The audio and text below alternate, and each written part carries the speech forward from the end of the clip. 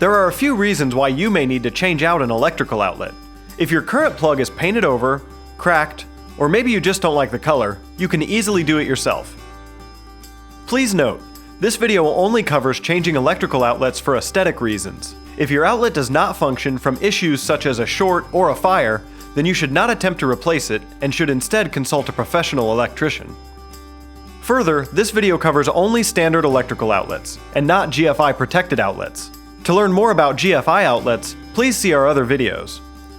For this project, you'll need a new electrical outlet, electric nuts, flathead and Phillips screwdrivers, needle nose pliers, a wire stripper, a voltage detector, and a new electrical outlet plate.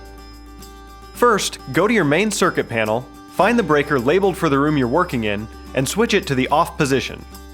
Use your voltage detector to make sure that the outlet has no power. Next, unscrew and remove the plate. Carefully unscrew the screws at the top and bottom of the outlet that hold it in the junction box. Gently pull the entire outlet out of the wall. Make a visual inspection. If you notice any exposed wires, put an electric wing nut on them.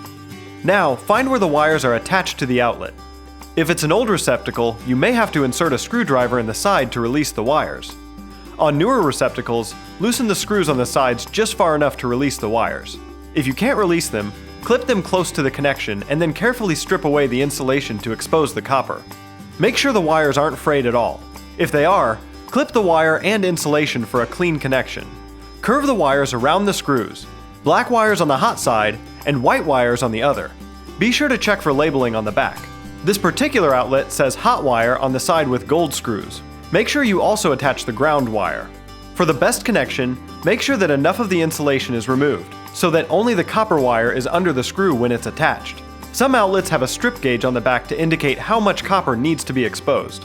With the wires connected to the new outlet, gently push it back into the junction box. Secure it to the junction box and install the new cover plate.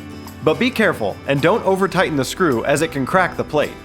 Lastly, turn the circuit breaker back on for the room. Test the outlet to make sure it's in good working order, and you're all done. If you have any questions about this process, call the Sterling Inspection Group at 253-841-1128.